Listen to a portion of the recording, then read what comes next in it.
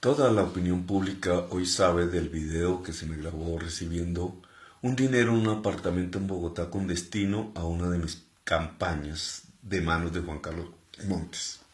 En realidad y en virtud de las políticas de los principales medios de comunicación, esa misma opinión no sabe de mi intervención en esa misma sesión en el Senado donde se presentó el video, donde muestro cómo Odebrecht y el Grupo Aval, que es propiedad del hombre más rico de Colombia y propietario de medios de comunicación, entregó 150.000 millones de pesos en sobornos a los partidos de gobierno bajo Uribe y Santos, a todos los candidatos presidenciales de Uribe, a los funcionarios que dirigían los sectores del Estado en el transporte bajo Uribe y del transporte, planeación nacional y hacienda bajo Santos. Y no es una anécdota el episodio comunicacional que hemos vivido. El video se presentó en el debate de Odebrecht precisamente para silenciar el hecho de corrupción más grande después de la parapolítica en Colombia. Ahora es el momento de dar mis explicaciones. Afectado ya mi esfuerzo por mostrarle al país y al mundo la verdad de Odebrecht y Sarmiento. Tengo que pedirles perdón a mis electores de hoy, 8 millones de personas, por haberme puesto a recibir dinero en efectivo de un amigo en su apartamento en el pasado. Aunque eso no es un delito, debí ser prudente y no lo fui, y ahora pago las consecuencias que se traducen en poner en riesgo una esperanza de millones y en dar pie a que se construyan las más delirantes acusaciones de nuestros contradictores, ellos sí, muchos, pagado jugosamente por el narcotráfico paramilitar y difundidas profusamente esas acusaciones en los medios de comunicación, casi todos propiedad de Luis Carlos Sarmiento y sus amigos. Juan Carlos Montes ha sido un amigo de mi vida. No es una persona ilegal o que represente nada ilegal, de ahí mi confianza. Nos conocimos cuando de muy jóvenes caminábamos las aceras de Ciénaga de Oro y lo volví a ver casado con Yadira. Yadira es de una familia de Bolívar, sur de Santander, que decidió apoyar con todo al entonces M-19. Allí en ese lugar, en Alto Nogales, pusieron preso por primera vez a Carlos Pizarro. Y allí capturaron a la hermana de Yadira, cuñada de Juan Carlos. La torturaron con tal sevicia que salió demente del cantón y nunca más recobró su cordura hasta que murió hace pocos años. Juan Carlos Montes se vinculó a la actividad que el joven movimiento político nacido de La Paz efectuó en Colombia, la constituyente de 1991, y allí nos volvimos a encontrar y nos hicimos amigos. Montes me acompañó en mi frustrada campaña al Senado en 1994. Puso su carro Volga al servicio de la campaña, cuyo cuadro directivo solo lo conformábamos él y yo. Él manejaba el carro, al cual había que amarrar con cabulla el capot, y nos íbamos por todas las trochas de Córdoba y Sucre buscando pueblo. Él era el gerente general de la campaña y yo el candidato. No obtuve sino 12.000 votos y perdí. Adolorido me fui a Europa y desde allí le escribí. Juan Carlos Montes guardó las cartas y los cheques que no pude pagar de la campaña y las fotos, y guardó incluso el carro Volga como una reliquia. Tiene una conducta obsesiva en guardar y registrar todos los momentos de su vida. Mi flamante gerente de campaña en el Caribe al Senado de 1994 se dedicó después de mi derrota a lo que sabe hacer, sus obras de ingeniería. Sobrevivió como pudo en un mundo plagado de grandes pulpos contratistas que le cierran el camino a la mayoría de los ingenieros de Colombia. Fue por los pueblos costeños buscando obras que hacer. Nunca se plegó a la politiquería corrupta que le exigía coimas a cambio de contratos. Lo recuerdo en un lote de su propiedad donde iba a ser su casa familiar, en su propia tierra, bajo un techo de palma, con el Volga al lado en peligro de oxidación, resistiendo la doble calzada que se construía de Sincelejo a Corozal, que preciso cruzaba por encima de su lote. Fue el último que pudieron expropiar para hacer esa obra y poner el peaje en beneficio de los amigos contratistas del presidente de turno. En esa búsqueda logró que los habitantes del municipio de Ricaurte, en Cundinamarca, lo aceptaran como ingeniero interventor de la construcción de un pequeño barrio de vivienda social que se estaba construyendo en Guadua por un arquitecto que le había hecho las casas de Guadua a gente muy rica de Colombia al pie del barrio para pobres, en un lugar llamado Peñaliza. Las señoras del barrio de Ricaurte van todos los días a hacerle los oficios domésticos a familias muy poderosas que deciden bañarse en piscina en las casas estilo Balí en Peñaliza hechas en Guadua. El arquitecto experto y obsesionado en ese bambú colombiano que llamamos Guadua y que puede ser tan fuerte como el acero en la construcción, decidió un acto de justicia social y quiso hacerles en Ricaurte un barrio donde vivir con ayuda del municipio. Así se juntaron Simón Vélez y Juan Carlos Montes, tratando de reducir al máximo el pago al interventor. Simón quedó muy sorprendido que éste le dijera que podía trabajar gratis porque primero estaba la gente que le había aceptado su labor de interventoría. Simón no entendía de dónde salía esa fuerza para trabajar, incluso gratis, por defender una comunidad, y desde entonces se volvió amigo de Juan Carlos. Juan Carlos se inundó entonces de la filosofía de la Guadua y decidió presentarme a Simón, y al conocernos también me dejé influenciar de esa filosofía, lo confieso. Fui muchas veces a la casa de Simón en la Candelaria. Conocí sus hijas, sus nietos, sus charlas, sus excentricidades. En el fondo, su sencillez en un mundo donde ganaba mucho dinero, que guardaba en tarros de la cocina o dejaba encima de las mesas, porque es adverso a tener su plata en bancos o tener tarjetas. Dice que lo que se gana debe ser gastado de inmediato. Creo que Simón, frente al sistema financiero, tiene toda la razón. En ese momento no sabía que con mis visitas quedaba en medio de la obsesión de Juan Carlos por registrar todos los momentos de su vida y el DAS que me seguía a través de mis propios escoltas, registrando hora a hora todos mis pasos y comunicaciones, los pasos de mis hijos, de mi esposa, de mis padres ancianos, de mis hermanos, de los computadores de mi oficina, de mis amigos, de Simón y de Juan Carlos. El DAS es la oficina de inteligencia del presidente de la República y el presidente era Uribe y yo le estaba descubriendo los nexos del paramilitarismo con sus amigos políticos y su propio papel en la conformación de esas estructuras sanguinarias dedicadas al narcotráfico y que han asesinado 90.000 humildes colombianos, el grupo responsable de la mayor parte de las muertes en Colombia. El DAS, juicioso con el presidente, le entregaba las minutas de mi seguimiento y por tanto las reuniones con Simón que hablaban de la Guadua fueron a parar en los informes al presidente con carácter reservado.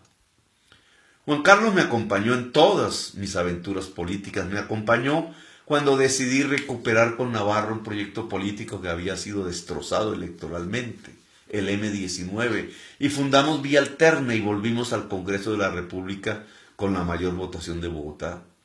Montes miró de inmediato a su tierra, Sincelejo, asolada por el paramilitarismo narcotraficante, y empezó a llevar al nuevo congresista a la tierra donde habíamos tenido amores y desencantos.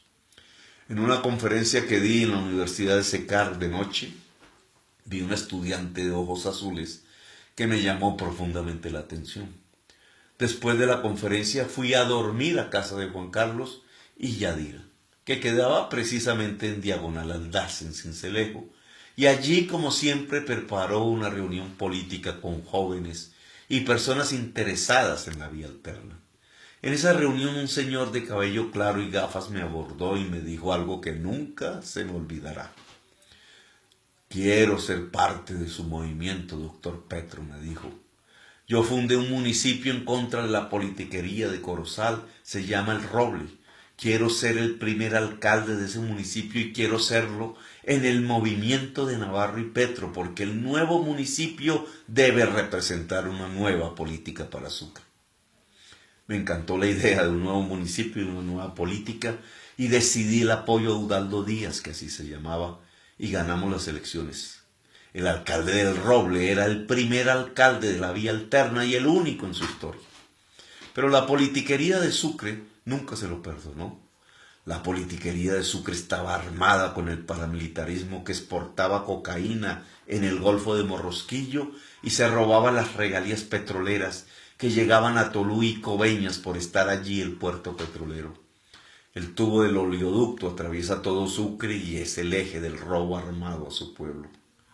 Mataron al alcalde del Roble después que éste le anunciara su muerte y los nombres de sus asesinos al mismo presidente de Colombia. Los asesinos estaban sentados al lado del presidente.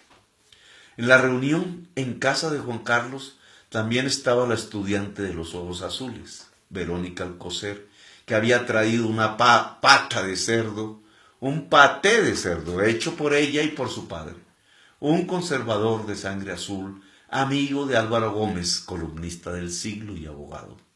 Me contó que tenía un hijo y las cosas de su vida, y me dieron ganas de bailar lo que siempre me ha gustado bailar, el porro de mi tierra en música de banda. Y bailé mal, quizás nervioso, ante una experta bailarina en una tierra donde el amor se hace antes en el baile.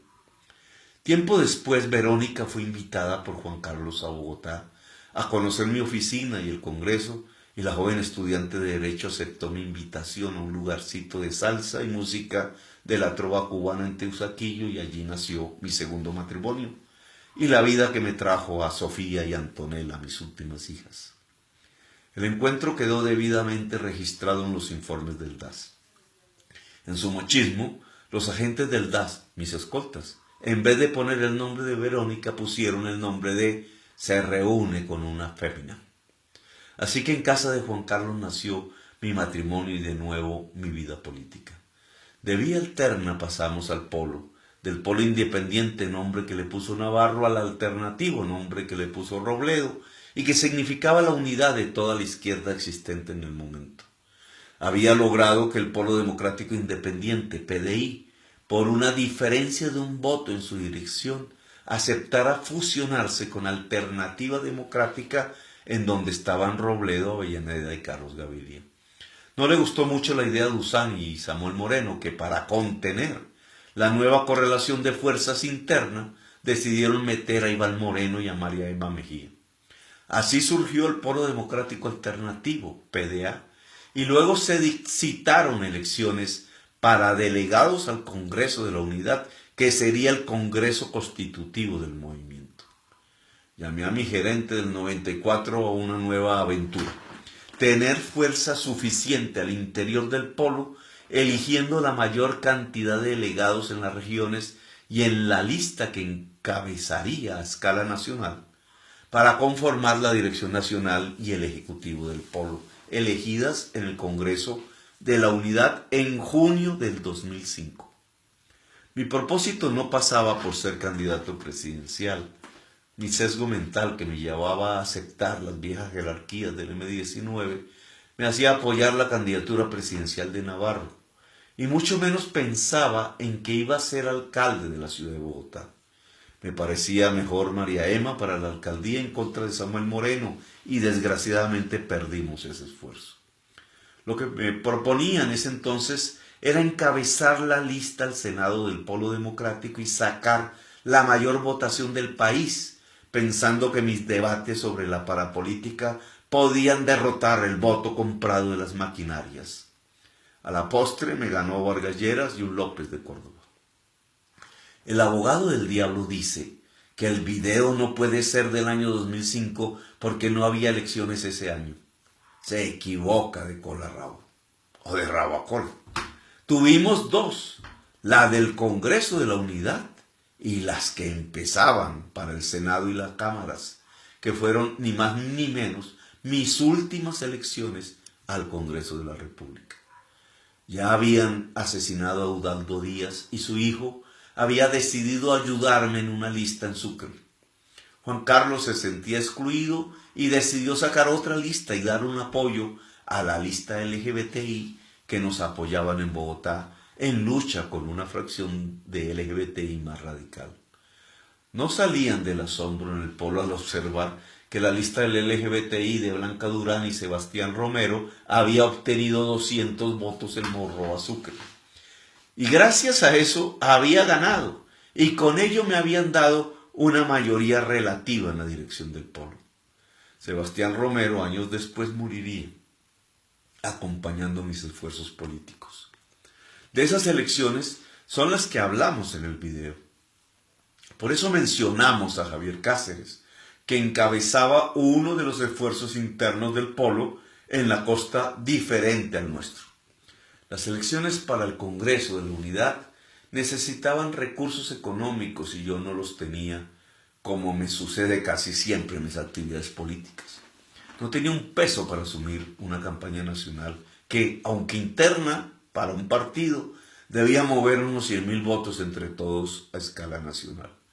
Quería sacar un periódico que se repartiera a nivel nacional con las cabezas de listas regionales y la mía. El periódico, repartido a mano, era mi principal eje de campaña, como bien me lo había aconsejado Daniel Vinograd. Pero era muy caro y al final solo sacamos pequeños panfletos sin mayor unidad comunicacional.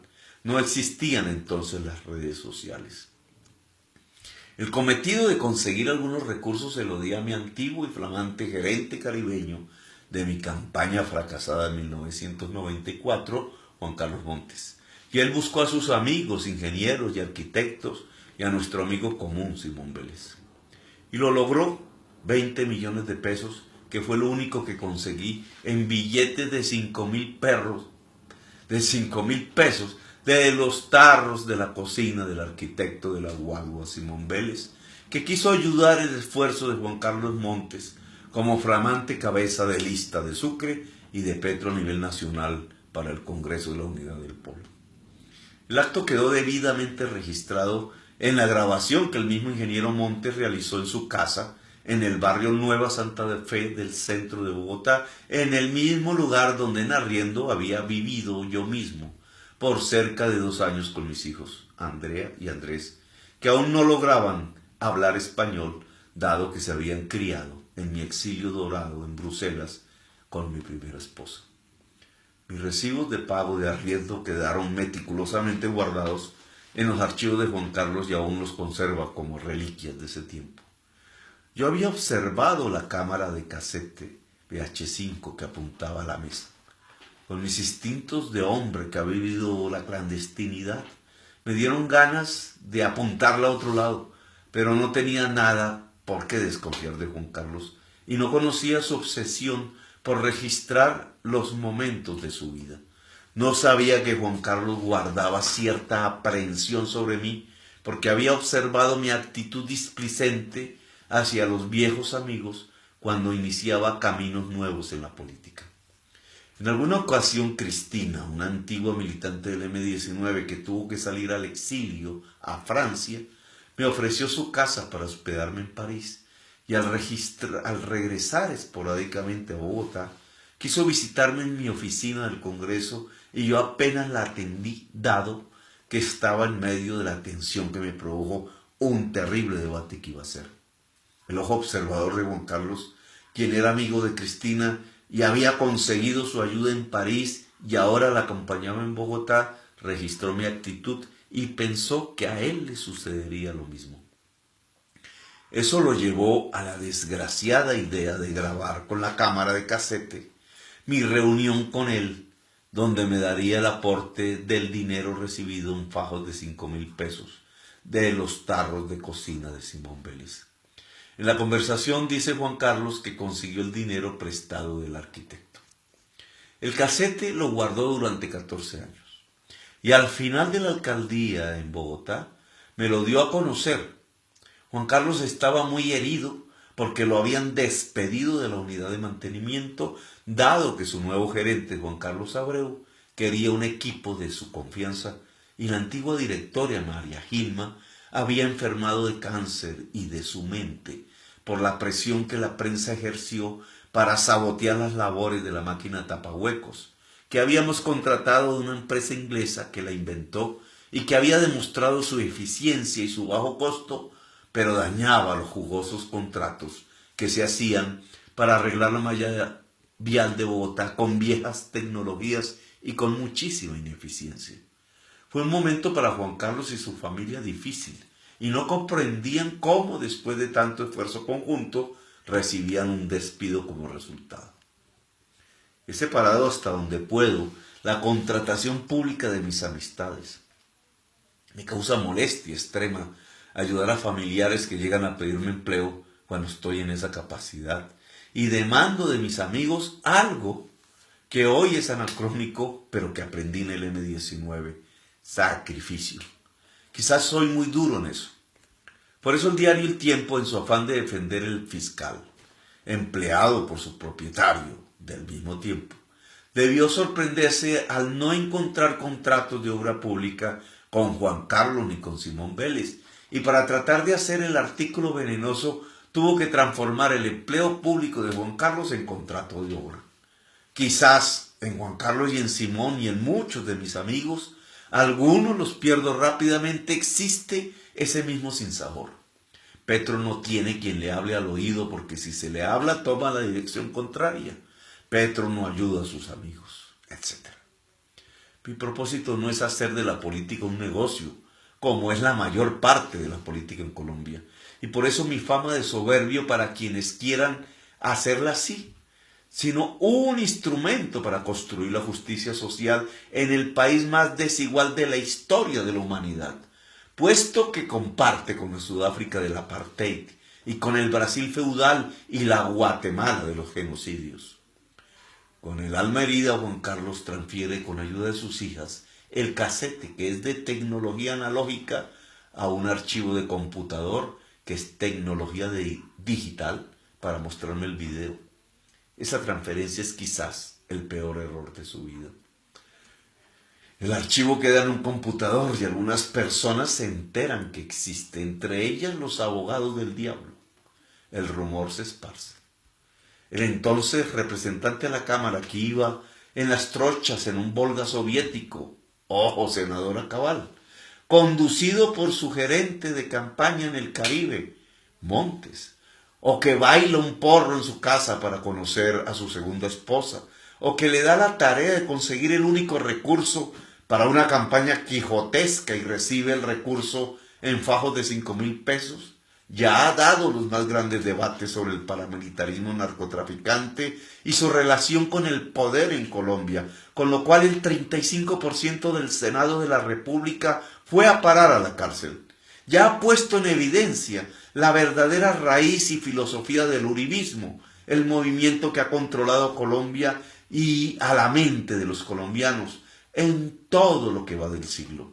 Ya ha gobernado la capital con un modelo de justicia social y reequilibrio con la naturaleza que lo diferencia del gobierno de la politiquería.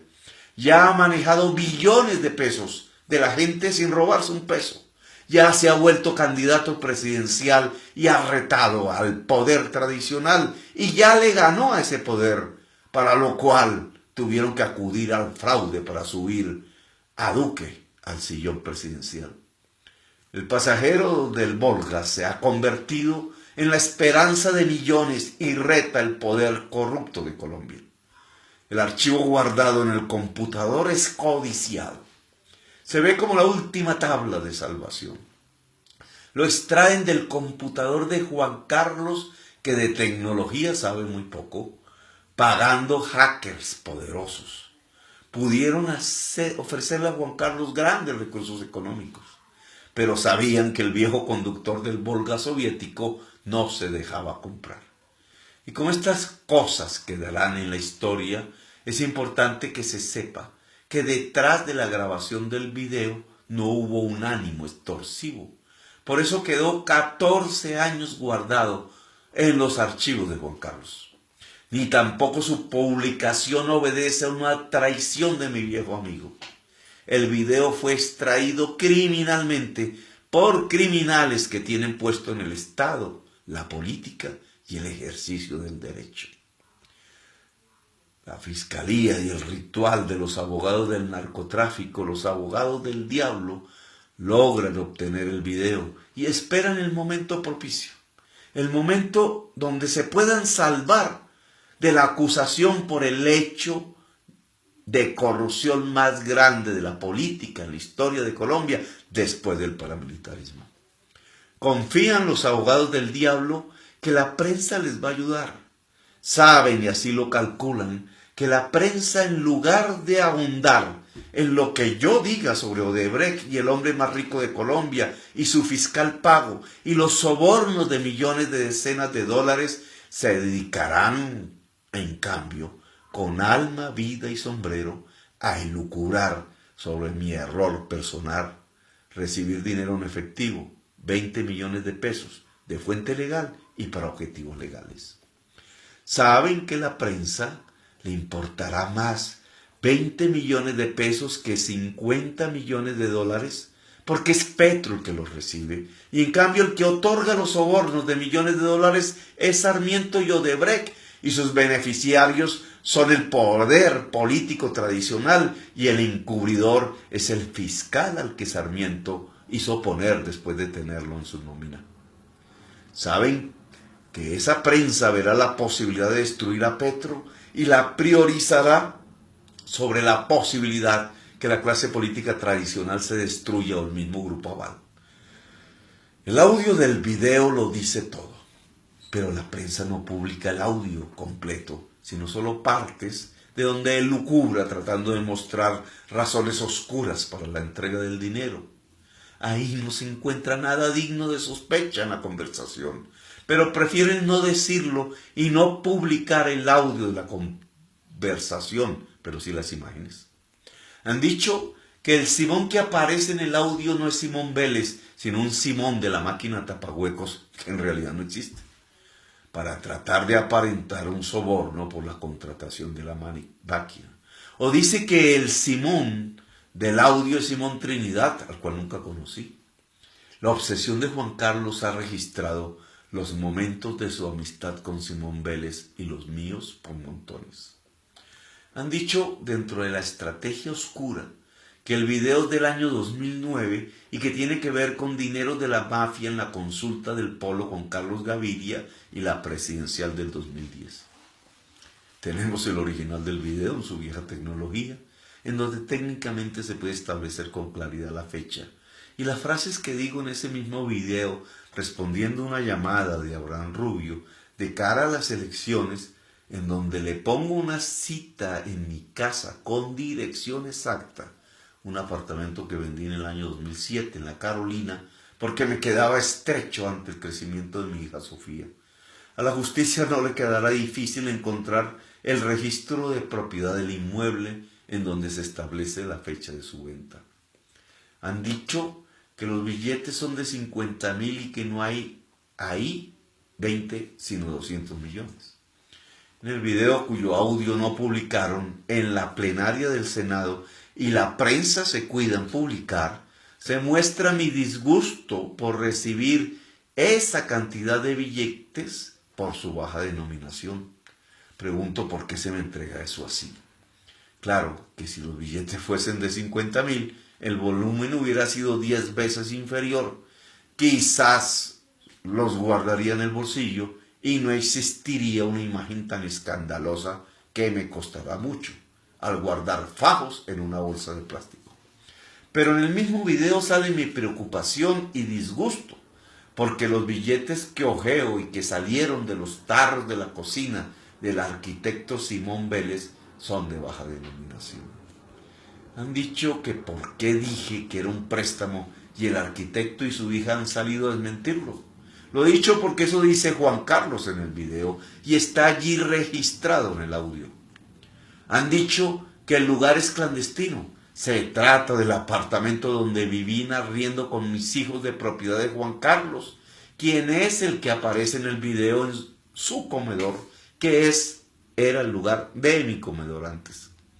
Dicen los abogados del diablo que la plata es del loco Barrera y tratan desesperadamente de hacer creer que el video es del año 2009 contra toda evidencia para ligar el dinero a la campaña presidencial y a las casas gratis que daba Chávez en Venezuela, donde afirman que Simón Vélez ha construido esas casas.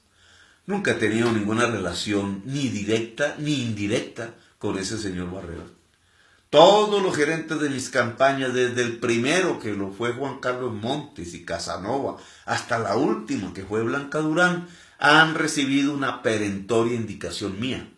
Jamás dinero del narcotráfico o donaciones del sistema financiero. Han sacado un Wikileaks de un comunicado de un embajador de los Estados Unidos a su gobierno hablando de mi posición sobre los procedimientos de lucha contra el narcotráfico que he hecho público en Colombia durante años, como si se tratara de una política a favor del narcotráfico. Quien ha denunciado a los políticos amigos del narcotráfico he sido yo. En ese comunicado se informa que yo he solicitado que, dado que Uribe decidió extraditar a los paramilitares por narcotráfico, para silenciar sus confesiones por delitos de lesa humanidad en Colombia, solicito que se lleven a sus familiares para que puedan decir toda la verdad allá, pues amenazan de muerte a sus hijos y esposas en Colombia para que no hablen. La verdad no es estar a favor del narcotráfico, es estar a favor de la paz. Tratan los abogados del diablo hacer ver que el video es del 2009 para hacerlas coincidir con declaraciones que di sobre el narcotráfico con mi propia propuesta en ese año. Pero olvidan que durante todo el debate sobre el paramilitarismo en el Congreso, sostuve esa misma propuesta, verdad a cambio de beneficios jurídicos y sometimiento a la justicia colombiana, en vez de negociación política con el gobierno en respuesta a la negociación que Uribe sí hacía políticamente con los paramilitares y que son procesos de antes del año 2009. En el debate sobre el paramilitarismo en Antioquia, el 17 de abril del 2007, expreso la propuesta sobre un camino diferente de lucha contra el narcotráfico a lo que llamo un pacto por la verdad, que me reportó las críticas de Jorge Robledo en pleno debate. En el 2009, el abogado del diablo dice que había una alianza entre el Loco Barrera, Chávez, las FARC y Simón Vélez para exportar la revolución a Colombia, y que cuando fue capturado el Loco Barrera, en el año 2012, yo comía en la mesa con el mismo Chávez. Delirio extremo. Chávez murió en el 2012. No podía comer en la mesa con él. Y quien captura al Loco Barrera es el mismo gobierno venezolano y lo extradita a los Estados Unidos. Y Simón Vélez no piensa en traer una revolución a Colombia. Apoyó a Uribe, es conservador y es amigo e inscriptor de la candidatura presidencial de Germán Vargas Lleras en el año 2018. ¿Cómo se podría entender que si la delirante idea del abogado del diablo, una alianza entre Simón Vélez, la FARC, el Loco Barrera y Chávez, fuese orquestada por mí o yo participara en ella, entonces iba a confesar que los dineros que se me entregan son de Simón Vélez? La fama mundial de Simón Vélez está bien ganada. Hasta el cantante Bono de YouTube vino a su último matrimonio por una obra arquitectónica que es orgullo de Colombia. Su trabajo en la Guadua no es una simple excusa para encubrir el narcotráfico. Es evidente que la vida de Simón Vélez es la arquitectura y la Guadua. Claro que no desconozco que cantantes, pintores, arquitectos, abogados hayan vendido sus servicios a compradores colombianos que terminan siendo la mafia. Esa es la tristeza de nuestro país. Muchísimos abogados, entre ellos el abogado del diablo, se han hecho multimillonarios por vender sus servicios a las mafias, y por eso es que se les puede llamar los abogados del diablo. No hay sino que hojear la carpeta Itagüí que hizo el DAS para darse cuenta de ello. Por eso me la han robado de mi computadora apenas hace unos días, usando la misma técnica de hackers con que se robaron los videos de Juan Carlos Montes. En el 2005 Simón Vélez es para mí una joya de la arquitectura colombiana y por eso recibo sus dineros. Si un solo narcotraficante, directa o indirectamente, me tratara de sobornar con dinero, lo mando para la sexta porra, como diría mi mamá. Hablan de que recibí 5.000 millones de pesos, cuando mi campaña en la consulta con Carlos Gaviria fue de apenas por valor de 100 millones. Y mis votos, con los que pude ganar salieron de Córdoba y de Sucre y no de los llanos donde estaba el grupo del Loco Barrera. Aunque sí me interesa, y lo confieso, saber de dónde sale esa idea dentro de los abogados del diablo, de un pacto por 5.000 millones con ese personaje. ¿No será que estos abogados, acostumbrados a recibir esas cantidades de ese tipo de personajes, lo hicieron y los engañaron? Espero que mi propia investigación no me lleve a ese tipo de descubrimientos. Le pido perdón a mi sociedad y sobre todo a quienes han depositado su confianza y han construido tanta esperanza conmigo que tengan que sufrir las desazones que yo mismo provoqué al recibir ese aporte en dinero de Juan Carlos Montes. Sin nada ilícito de por medio, provoqué lo que llamamos popularmente un papayazo. Tratarán de basar su estrategia en destruirnos políticamente y llevarme a prisión para impedir mi próxima candidatura. Mi verdad, que es la verdad del video y los recursos, está aquí escrita. Nunca he visto la política como un factor de enriquecimiento. Si lo hubiera visto así, no hubiera ingresado al M-19, donde lo que se podía recibir a cambio de luchar por un mejor país era la tortura y la muerte. No tengo tierras, ni carros, ni recursos en el extranjero. Mi casa tiene una enorme deuda que con los embargos del presidente de la República y el contralor de Vargas Lleras no creo que pueda salvar. Está a la venta, pero los compradores, cuando se enteran que soy el padre en la propiedad familiar, no la compran.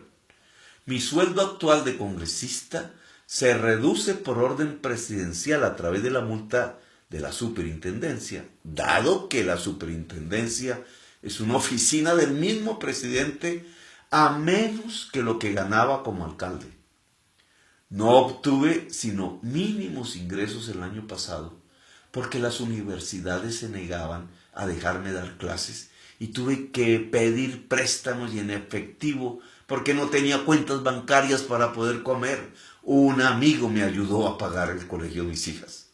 ¿Será ese un ciudadano que ha recibido 5.000 millones de pesos de la mafia? Me pregunto yo. Sé el tipo de mafia al que me enfrento.